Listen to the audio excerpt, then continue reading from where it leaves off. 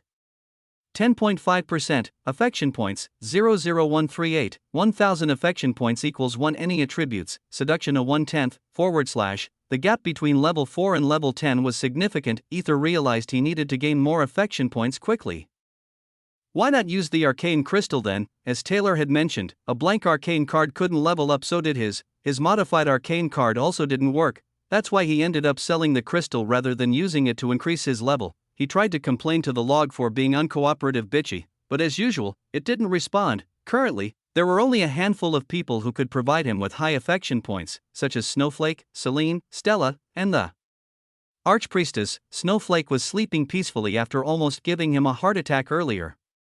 Celine was in class, and he didn't know where Stella was. As for the Archpriestess, he'd rather avoid encountering her at the moment.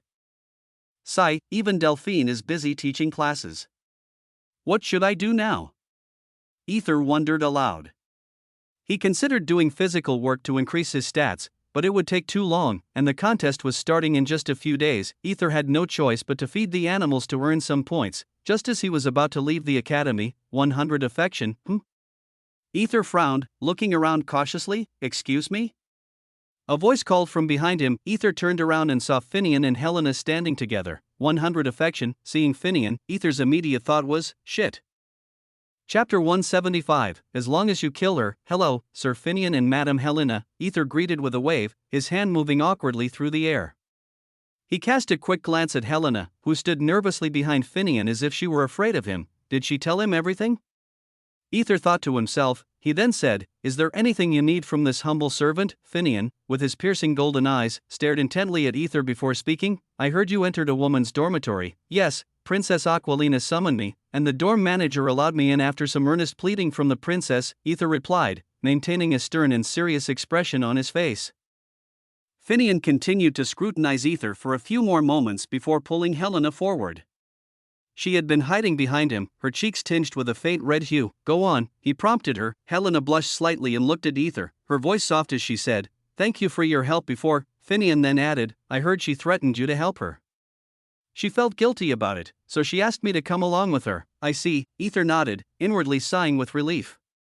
He then looked at Helena. At least she apologized for her actions and began with a smile. I'm glad to see that you are Fee. But before he could finish, Finian stepped in front of Helena and said, We are leaving now. The interval is over. Finian turned and pulled Helena along with him as they walked away. Helena glanced back at Aether. A look of something in her eyes made Aether gulp in fear before they disappeared from sight. 100 affection. What was that all about? Aether mumbled to himself, shrugging off the encounter. He decided to stick to his plan for the day, focusing on his tasks. He gathered a few items and set out to feed the animals he found around the city. Take it, he said cheerfully, handing out food to various creatures. 10 affection, 10 affection, 10 affection, 10 affection, 100 affection, 100 affection, 100 affection, 200 affection, 100 affection. 500 affection. After a full day of feeding animals, Aether had amassed a significant number of affection points. Some of the points even came from his innate charm, which seemed to attract the animals to him. Lick, 500 affection. A deer licked his face before returning to its family, adding to Aether's collection of affection points. Well, that's quite a nice income, Aether thought as he reviewed his affection points, feeling a sense of satisfaction. Remaining AP, 30,338, although his money was depleted, making him feel like a beggar again. Not really, since he still had 20,000. He was truly happy to have earned so much in a single day. Previously, he could only gather around 10 affection points at a time. But today, everyone seemed to be showering him with more and more affection. It must be the charm, Aether mused. He felt a bit uneasy, knowing that increasing his charm might be dangerous, but he needed to level up, so it was necessary. It's kind of an annoying rule that I need to increase every attribute in order to level up. Aether grumbled as he looked at his log and allocated his points, determined to improve his abilities. Ding, you have leveled up, level 5 ding. Congratulations on leveling up. reward 10,000 affection points, / attributes, strength 40, agility 40, intelligence 40, magic affinity 40, charm 40, affection points 11,338 / He could feel his body becoming more powerful, and he started to gain a deeper understanding of controlling arcane energy. With focused intent, SSSH, a small ice cube formed in his hand, and he examined it with curiosity. Cool! Aether exclaimed, amused by his newfound ability. He licked the ice cube to see if it was edible and found it harmless. With a happy and content smile, he put the ice cube in his mouth and headed back to the academy, thinking about the few days left before the contest. He knew he needed to level up to at least 7 or 8 to avoid serious trouble. Sigh, lots of things need to be done, Aether lamented. Despite the hard work ahead, he felt a sense of joy and aliveness. Relishing the challenges before him, 10 affection, a female small bird landed on his shoulder, chirping happily, chirp, chirp, it sounded so cute. Aether smiled and reached out to touch it when, crip. Another male bird swooped down, glaring at Aether as if he were stealing his mate. Aether blinked in confusion, glancing at the female bird on his shoulder, who turned her head away as if dissatisfied with her mate. Trip. Crip, crip. == bastard, how dare you steal my wife, CHRRRRPPP, crip, crip == my dear comrades, this is the man who has been stealing our wives' love, the male bird furiously chirped, rallying other birds around. Chirp? == really? Chirp. Chirp. Did you finally find him? The human male that stole my sweetheart's heart. More birds arrived, joining the commotion where they were being NTR'd by a human male, their chirping growing louder and more frantic. CHRRRRPPP, crip, crip, CHRRRRPPP. They seemed to be having a heated discussion before glaring at Aether with deadly eyes. Aether was bewildered by the situation. Though he didn't understand their words, he knew they were angry. Their expressions mirrored those of Alaric when his wife merely spoke with Aether, FUCK. Aether ran immediately as the birds, CCCHHRRRPPPPP. =ATTTDACCCCCKKK. People watched in amazement as a boy was chased by a flock of birds. They were taken aback, knowing birds usually didn't attack unless provoked. They assumed Aether must have done something to anger them. Thud, Aether slipped into an alley and crouched down, waiting for the birds to pass. CHRRRRPPP, crip, crip. Aether sighed in relief as he saw the group of angry birds flying past, their chirps fading into the distance. Sigh, Aether sighed again, just about to make a run for it when he heard something. What? Are you sure about it? Aether flinched at the sudden exclamation. He peeked around the corner cautiously, curiosity piqued. Isn't that the wolf guy?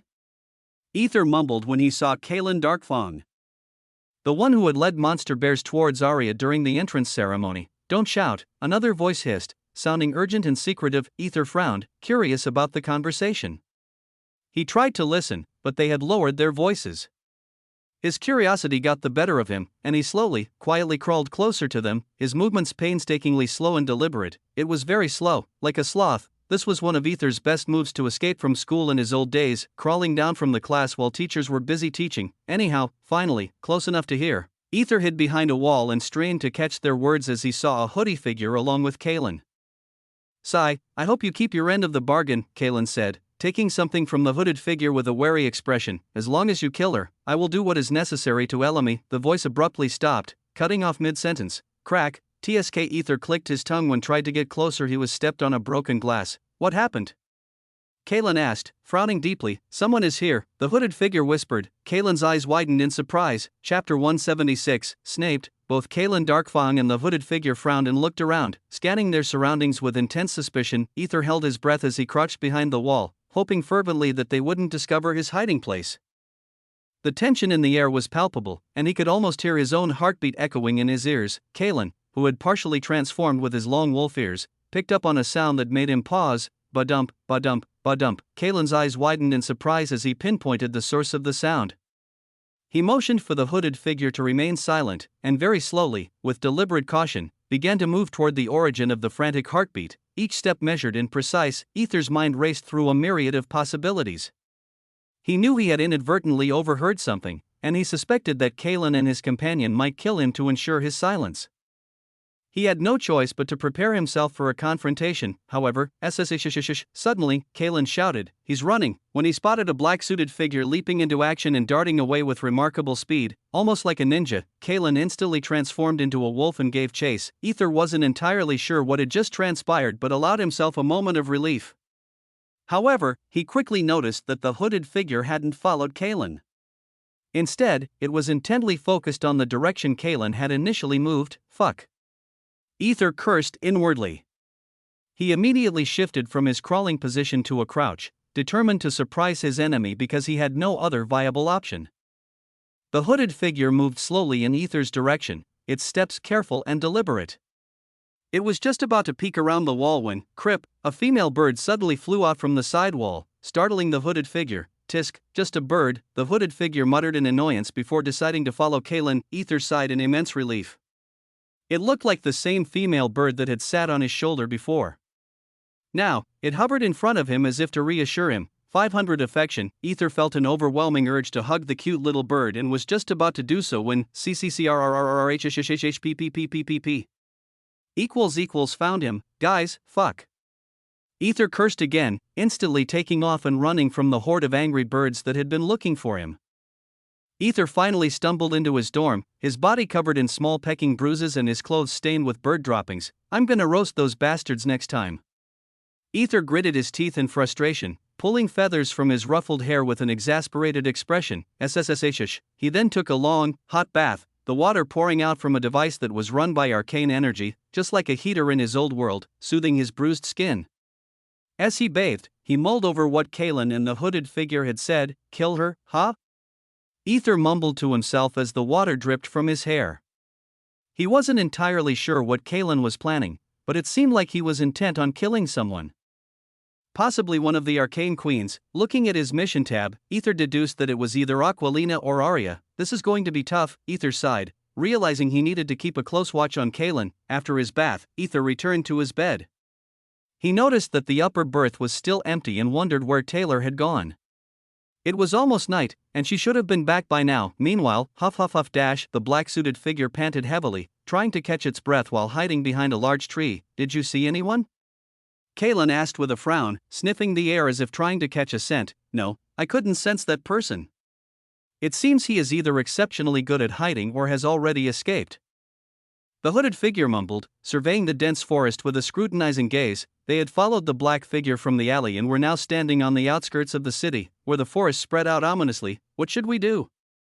Kalen asked, reverting to his human form with a frustrated expression. The hooded figure stared into the dark forest, its eyes narrowing. "It's already night. Even if we search inside, there are monsters lurking. It's better to leave now." Kalen frowned deeply but eventually nodded in agreement, trusting the hooded figure's judgment. Once they had disappeared into the shadows, the black-suited figure sighed in relief and removed its mask, revealing a young woman with chestnut-brown hair and striking purple eyes. Taylor sighed again, this time with profound relief. Taylor had been following Aether all day, albeit covertly. She wondered why he had such an affinity for animals, but she found it endearing as he enjoyed himself, seemingly carefree and oblivious to the world's troubles. This was a new side of him she had never witnessed before, and it almost made her heart skip a beat. Deciding not to write a report on his activities, Taylor chose to leave him be. However, whether by bad luck or some curse, Aether stumbled upon the secret while fleeing from the birds, though she found it amusing when Aether was chased by the angry birds. Her demeanor became serious when he encountered Kalen and the other person. According to her intelligence, Kalen was around level 12, making it difficult for Aether to defeat him. The other person remained a mystery, but her instincts warned her that the hooded figure was lethally dangerous. Determined to help Aether, Taylor intervened. It wasn't her job, nor was she compelled to, but when Aether was about to be discovered, her legs moved on their own accord. Since then, she had been on the run from the group, eventually entering the dense forest. Taylor examined her wounds, wincing as she recalled how close she had come to being caught by the hooded figure. She wore back her mask, ensuring her tight black suit covered her completely. Cautiously, she looked around to make sure no one was watching before stepping out from behind the trees. She kept a vigilant eye on her surroundings, deciding to run back to the academy. However, "Crack, found you." The hooded figure appeared out of nowhere, its hand closing around Taylor's throat. Grggg. Taylor struggled desperately to escape its iron grip. "I waited for Kalen to leave so we could have a personal chat. the hooded figure said calmly, tightening its hold on Taylor's throat. Tell me who sent you, and I'll make it quick, the hooded figure said, its tone menacing. Ggrrrrr cough. Taylor remained silent, struggling to breathe as she fought against the relentless grip. Sigh. I guess there's no point in talking then, the hooded figure murmured before tightening its grip even more. Snap. Chapter 177, Coward. Snap. The hooded figure frowned, realizing the sound wasn't Taylor's neck snapping, but rather the crack of wood. A growling sound. The hooded figure turned, spotting a monstrous gorilla-like creature with a golden 5-star arcane crystal embedded in its chest. The beast's eyes gleamed with predatory hunger, muscles tensed as it prepared to attack. Seizing the moment, Taylor twisted her body with remarkable agility, grabbing the hooded figure's hand and twisting it with all her might. The grip loosened just enough for her to slip free, moving like a slippery eel escaping a fisherman's grasp. Cough, cough, Taylor gasped, her lungs finally filling with air. Her breaths were ragged, but she didn't waste time. She quickly threw a bag of blood at the hooded figure. Splatter, tisk, the hooded figure muttered, smelling the blood, lured the monster by spreading the other monster's blood. Not bad, it mused, impressed despite the situation. Indeed, Taylor had strategically spread the blood around the trees, knowing that the nocturnal monsters would be drawn to the scent. It was a calculated risk, one that was paying off now. Take care, Taylor mumbled, her voice barely audible as she melted into the shadows.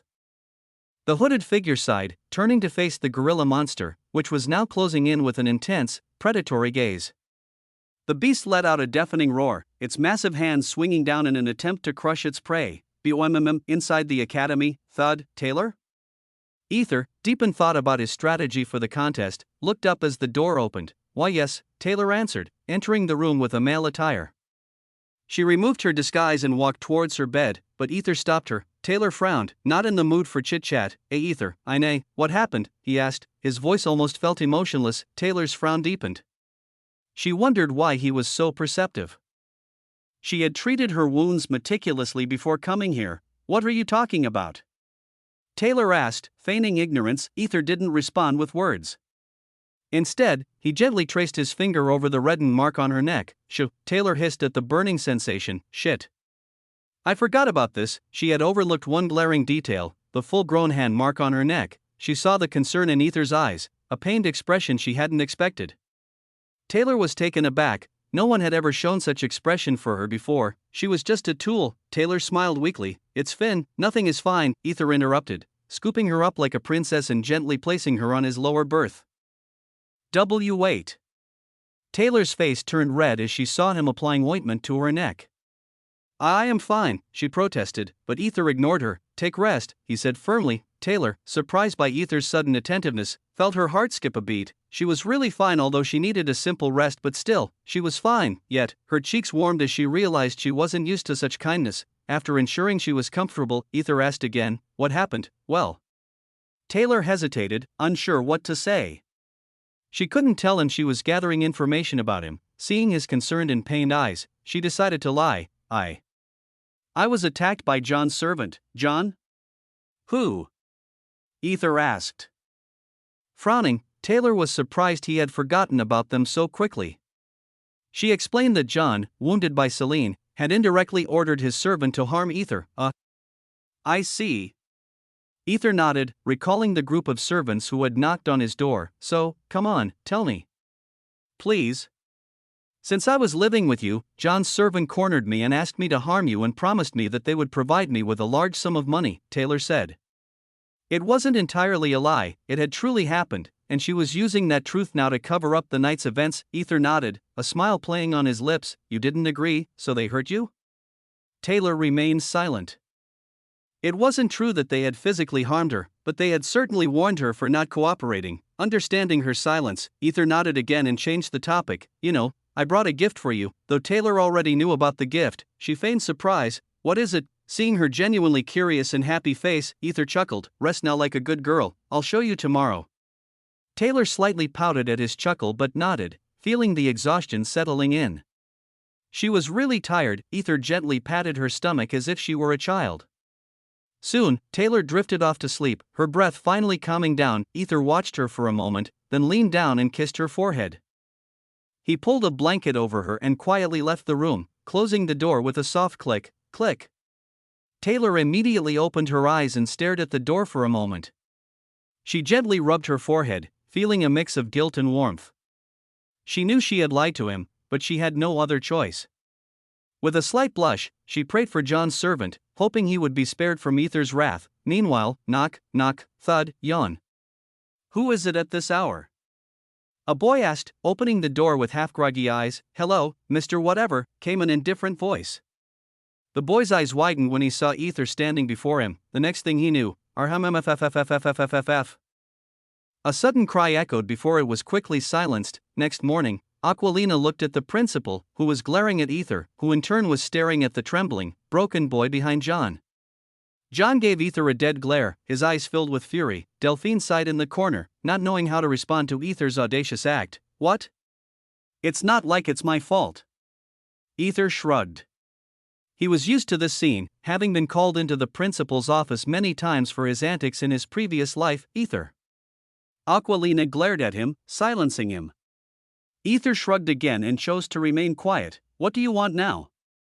Aquilina asked John directly. The principal and Delphine were surprised to see Aquilina negotiating so assertively. John, though happy to get more from Princess, now decided to act tough so that he could increase the amount more. "Princess Aquilina, I hope you understand that my servant was really..." Before he could finish, Aquilina showed him some papers. "Your servant has been harassing my servant ever since you agreed to withdraw the complaint. Not only that, my servant has been ghosted in the dormitory and servants' cafeteria. Everyone treats him like a plague and some even provoking him, calling him Princess's lackey. Should I ask who is responsible for this?" Her voice was cold as ice. John was flabbergasted, gulping as he looked at the principal, who wore a frown. "Princess. Why don't we talk alone? A few nights ago, your servant, along with others, tried to harm my servant." "What does that mean?" Aquilina asked, her tone unforgiving. John was completely taken aback. He had thought she was just a pushy princess just like before, but now he realized. She was a tiger who only hid once. The next time he played, he would be at her mercy. Aquilina was not just a treasured princess. She was the daughter of Empress Marisandra Naiadia, a very dangerous and cunning woman. There was no way her kin would be pushovers. John's mind raced as he tried to think of a way out. "Princess Aquilina, I assure you, this is a misunderstanding. My servant acted independently, and I had no knowledge of his actions." His servant had a horrified expression. Chapter 178, Preparing for the Contest Part 1. Aquilina Naiadia would never let others trample on her, so it was impossible she wasn't aware of what was happening to her servant. She had heard everything from Taylor in great detail. Thus, she knew her servant was being ghosted and was being looked down upon, but she didn't take action immediately. She was waiting for Aether to complain, to come to her with his grievances, to speak up and reveal his troubles. She wanted to hear from him directly about what was happening so she could take action, but to her surprise, Aether wasn't like others. He remained silent and ignored everyone, carrying on as if he didn't care, as if the slights and insults meant nothing to him. There was a calm and indifferent gaze in his eyes, suggesting he had already endured everything. This resilience made her proud, knowing her servant was stronger and more composed than others, yet, it also annoyed her. Why hadn't he come to her for help? Didn't he trust her enough? But now, "Princess, how did you know all this?" Aether asked with wide, curious eyes, looking at her like a peeking bird, his innocence shining through. Aquilina hurriedly walked into the corridor. After dealing with John, the principal had warned both John and Aether not to cause any more ruckus. She had turned a blind eye to the situation since John withdrew his complaint again.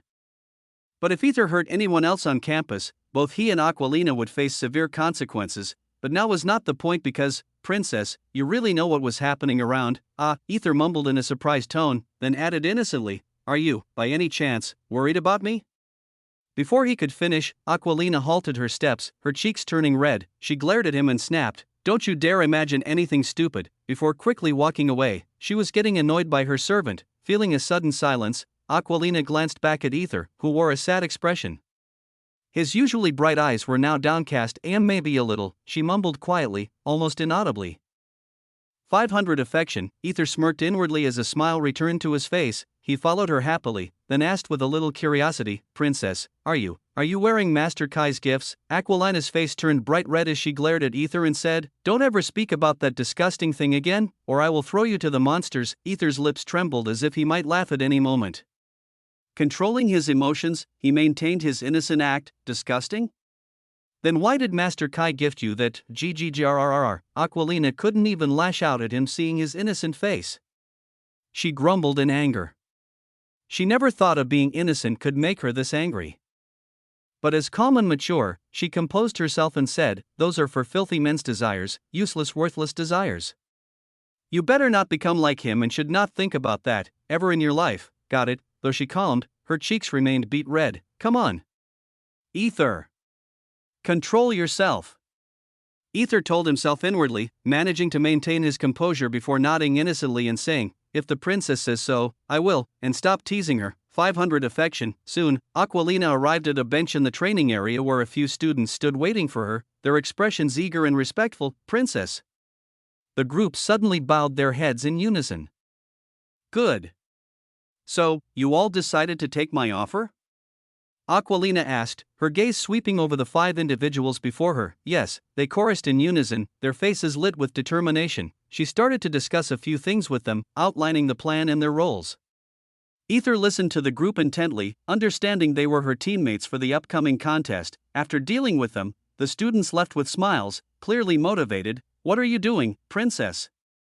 Aether asked. Aquilina then told him the details. After hearing Aether ask, those were the members of your team. Ah. What about me? Did you forget your own servant? Aquilina sighed, seeing his puppy eyes. And said, servants are not allowed to participate in the contest, only other students. Tisk, did you just click your tongue? Aquilina frowned. No. Aether frowned and asked, but I heard a few servants saying they were eager to enter the contest, though I wondered what they were talking about. Hearing that, Aquilina nodded. Those were attendants. Attendants, simply put, attendants are commoner students in the academy who don't have much hope for their future. They choose top-ranked students or nobles to become their attendants, hoping to win their favor before they become unreachable. Aquilina explained patiently, I see. Aether nodded in understanding.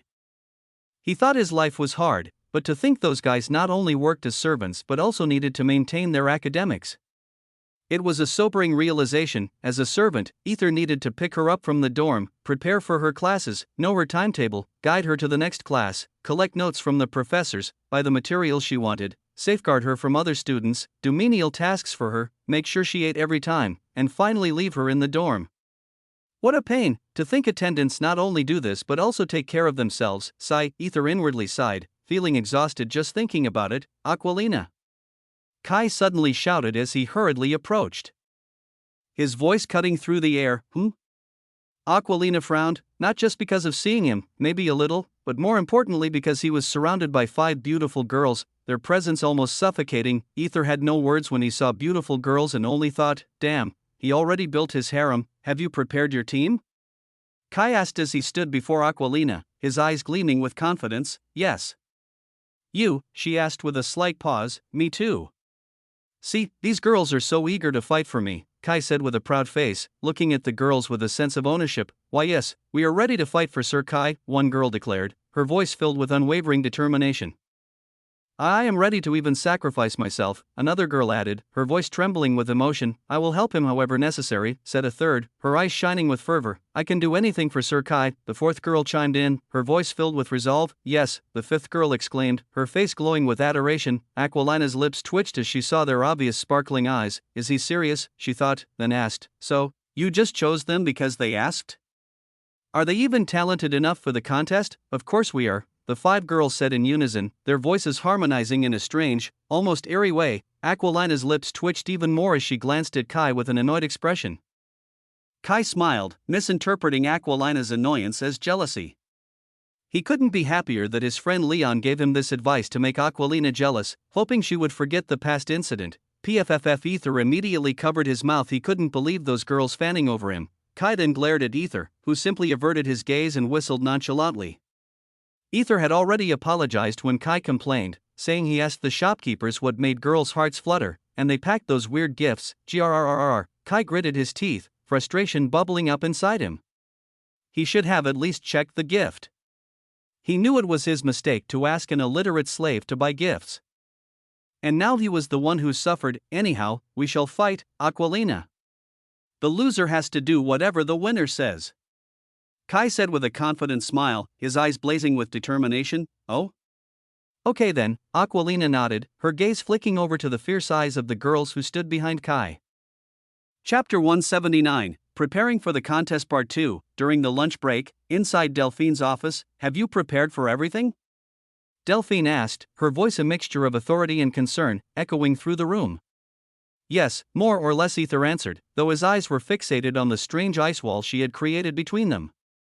The cold barrier shimmered. He couldn't help but ask, Delphine, what is this? Delphine didn't answer immediately. She had created a half-ice wall to separate herself from Aether, a deliberate move to maintain a boundary. Here, Delphine said, tossing a small scroll towards him. He caught it effortlessly and unrolled it, finding intricate and mysterious symbols inscribed on it. Delphine then explained, once you pour arcane energy into this spell scroll, you will be immediately teleported to the farthest safe distance. If you find yourself unable to handle a fight or are severely wounded, you can always escape. I know you don't have knowledge like others and you might not even gather one flag, but it's fine. I'm pretty sure the principal just want to see your hard work, nothing more. There is no point in winning if you lose your life. Life is more important than some fleeting victory, got it? Even if you cannot enter, I will teach you secretly whenever possible. She spoke with a stern and serious face, but when she saw his gentle smile, her heart fluttered unexpectedly. Sending a warm sensation through her chest. 200 affection, what? She asked, her voice betraying a hint of vulnerability. Delphine really worried about me. Ah? Super. So you wouldn't mind even if I lose the game? Aether asked, his smile broadening, his eyes twinkling with genuine happiness. Well, I would be a little sad, but as long as you're alive, nothing else matters, Delphine admitted, her voice softening, though I love to have a secret lesson. I am not gonna fail, I promise you. Aether said with a serious face. Better be. 200 affection, however, I want something to motivate me, Aether said with a sly smile. As something? Delphine's face turned red. Yeah, something only you can motivate me. Aether's smile grew even more, his eyes locking onto hers. He reached out and touched the ice wall before him. Within seconds, the ice crumbled into the water, as if something had drained its energy, the cold barrier melting away under his touch. Splash, Delphine was astonished. He's growing stronger so quickly, she thought, her heart beating faster. Stop, she commanded, her voice tinged with desperation. He stepped closer, his hand reaching out to touch her cheek. The contact sent a shiver down her spine, a mix of coolness and warmth spreading through her skin, causing her to gasp softly. Delphine, he said softly, his voice laced with an intimate undertone. Why yes, she responded, her voice barely above a whisper, her heart pounding in her chest. I would be happy if you gave me a kiss, but I think you won't, so. Aether mumbled, his eyes tender and filled with a deep, smoldering intensity. Then, leaning in, he kissed her cheek gently. The touch of his lips was both electrifying and soothing, igniting a fire within her that she couldn't quite comprehend. 300 affection. Delphine froze like a statue, her mind spinning, her body tingling from the unexpected kiss. You look beautiful when you're flustered. Aether muttered, though he wanted to kiss her lips, he held back, knowing she was shy despite her outward demeanor. So, baby steps, Aether thought, but he couldn't resist. As a man, he pinched her lips lightly with his fingers, feeling their softness, and kissed his own fingers, his gaze never leaving hers. You taste sweet, he murmured, his voice a low, seductive whisper. Sensing her rising aura of anger and confusion, Aether immediately took off, escaping from her presence before she could react. Thud, Delphine fell to the floor, her face beat red. All she could hear was her racing heart, and the blood pounding in her ears. That brat, she gritted her teeth, a mix of anger and lingering desire coursing through her. She couldn't believe she had let him take advantage of her again. Why am I like this? She screamed inwardly. She had never let a man touch her face, much less kiss her, and here she was, flustered and out of sorts because of a teenage boy. Her heart still beat wildly, a tumultuous mix of emotions swirling inside her. Shit. This is all because of that damn image, she shouted in frustration, her voice echoing in the now empty office. Suddenly, she felt a wet sensation. Looking down, she saw water flowing across the floor,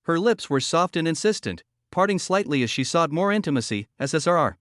She then bit his lips gently, sucking on them with a hunger. Aether raised his eyebrows, surprised by her boldness. What happened? He wondered, but continued to suck her upper lip and lower lip, exchanging. The room filled with the sounds of their passionate exchange. Off, as their kiss continued, Aether's hand moved up her back, tracing the line of her spine, feeling the slight shiver that ran through her. He loved the way she responded to him, the way she seemed to melt into his touch. It was intoxicating, a heady mix of sweetness and heat that made him want to never let go. MMFF. Taylor could feel something getting hard under her, but she unconsciously pressed her butt on his lap tightly. After a minute, they finally separated, both panting heavily. Taylor, hoping to see a turned-on expression on his face, instead saw only concern. She then took his hand and placed it on her ample chest, making Aether flinch, but he didn't pull away. I don't know why, but when you're with me, my heart always races, Taylor said with a gentle smile. I never felt this before. Everything is new to me. I am supposed to be a tool, and yet. I don't know, please make me forget everything. Aether remained silent. He could feeling her racing heart, and he was an idiot to not understand what she was telling him. Aether suddenly kissed her lips again, his hand gently fondling her breast. The softness of her curves, the heat radiating from her body, was driving him wild. MMMFFF. Taylor moaned louder this time, her body arching into his touch, her guard completely lowered. The sensation of his hand on her breast, coupled with the deep, sensual kiss, sent waves of pleasure through her. She felt herself getting lost in the moment, her thoughts scattered, her only focus on the man holding her so tenderly yet passionately. Thud, Aether gave her a sudden chop on her neck, knocking her out. She fell unconscious on his shoulder. Aether then picked her up and gently laid her on his bed, staring at her peaceful face. Sigh. Aether sighed. As much as he wanted to continue, he wasn't scum to take advantage of her while she was in unknown emotional turmoil. Though he didn't know what had happened, he knew all Taylor needed was a simple, long rest. Seeing her frowning face, Aether held her hand tightly, which made her relax, a small smile forming on her lips. What are you? A child? Aether smiled back. Though he was going to become a scum soon due to his mission, he need to seduce others, but still, he was a somewhat good guy in his heart. Next day,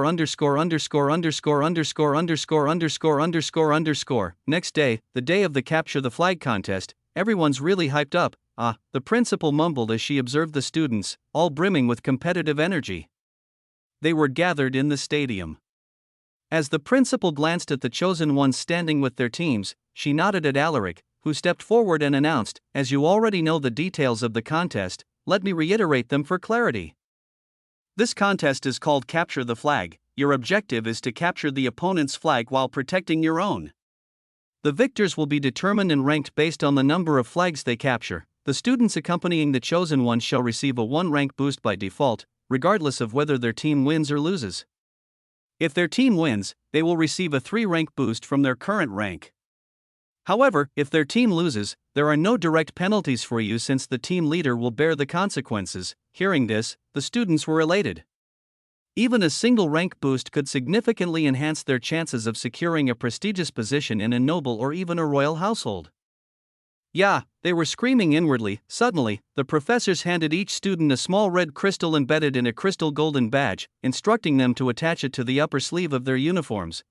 The students were surprised when the crystal golden badge automatically attached itself to their sleeves and could not be removed afterwards. Alaric continued, if your body reaches its limits or you suffer a critical injury, you will be immediately teleported to the healing department and eliminated from the contest. Now, pour your arcane energy into the badge. As the students followed his instructions, the red crystals glowed brightly before settling down. Soon after, the professors distributed detailed maps to the team leaders. The principal suddenly snapped her fingers, causing the entire stadium to tremble as its surroundings transformed into a vast, endless field with a white sky, filled with trees, rivers, and mountains, creating an entirely new world. That's the power of this academy, it could literally create anything upon Sovereign's wish. Alaric then continued, you will all be teleported to a base located farthest from each other, and you will be given a map detailing the locations of other bases. The contest duration is 10 hours. Once the horn sounds, you must stop immediately, even if you are in the middle of a battle, and return to this stadium. Here, for those who do not wish to continue the contest, you may return here to end your participation. You will still be ranked based on the number of flags you capture, so there is no need to wait for the full 10 hours. Is everyone clear? Yes, the students shouted in unison, their voices echoing across the transformed landscape. Alaric nodded and looked up at the sky, where a huge hologram appeared. He said, "Look at that image, it will display your team's live ranking in the contest." Everyone turned their heads and saw the enormous hologram in the sky, but they soon frowned. The chosen ones frowned, as did the professors, while the principal smirked because Raven Noir, 100 points, Kalen Darkfang, 200 points, Arya Zephyr, 300 points, Jack Sparrow, 400 points, Leon Dragonheart, 500 points, Helena Sunfire, 600 points, Kai Frostblade, 700 points, Finian Sunfire, 800 points, Nick Shadowfall, 900 points, Aquilina Nyada, 1000 points, Ashera Nightfire, 1100 points, Aurelia Scarlet, 1200 points, Talia Crimsonclaw, 1300 points, / There were 3 extra members. Chapter 181, Capture the Flag, Part 1, What is the meaning of this? One student shouted, his voice echoing with shock and disbelief, "Is it some error in the system?" Another student yelled, equally bewildered. The principal, wearing a smirk, stepped forward and addressed the crowd with a calm demeanor. "It's a contest, of course. You should expect twists and turns, even you might have hidden twists," she said, her eyes gleaming with amusement. Alaric and the other professors frowned, clearly not informed about this sudden development. "Principal, can I know the reason for this sudden change?" Alaric asked, his voice filled with doubt, echoing the sentiments of the other professors representing their respective empires. "Why yes, I'd like to know why the sudden change, and what's with those points? Why are our chosen ones ranked lower than the top contenders?" Everyone demanded answers, except for Delphine, who merely rubbed the bridge of her nose with a sigh and remained silent. Ever since the principal announced the contest, these representative professors had been helping their corresponding chosen ones to ensure they could outperform the others and secure the top positions. They did not anticipate a sudden change that might disrupt their meticulous plans and teaching strategies. The principal gave a stern and cold gaze at the questioning professors, making them flinch and step back. "I know what I am doing, and I don't need to inform everyone of every detail. These are not children, they are chosen ones and must be ready for anything," she declared, her voice leaving no room for argument. The professors could only growl and curse her inwardly, their frustration palpable. The principal then turned to the students and said, "Let's welcome a few more contenders." Soon, the top 3 students entered the contest with their own teams. As Celine? Kai mumbled in surprise upon seeing his sister in Leah's team. He had asked her before, but she had claimed she wasn't interested, so he didn't expect her to be here. "Hello, big brother. Let's play the sweet game," Celine giggled, but her expression froze when, "Yeah, let's play the sweet game," Leon chimed in with a happy smile, his eyes twinkling with mischief. "Yeah." Celine just nodded and didn't say anything more. Kai glanced at Leah. Hello." Leah didn't respond, focusing intently on the principal. Her expression unreadable. Kai awkwardly smiled, and when his eyes fell on her different red hair tie, he felt a knot form in his stomach, a sense of unease settling over him. "I'm gonna beat the crap out of these chosen ones and win this contest to prove to everyone that you are just nobodies." Talia Crimsonclaw shouted, asserting her presence with authority and confidence. Everyone frowned and glared at Talia, but she just scoffed. "I'm just stating the truth. Hello everyone, I hope we have a friendly match," Ashera Nightfire said with a smile that nearly captivated many of the men present, including Leon and Kai, who were momentarily mesmerized by her enchanting voice.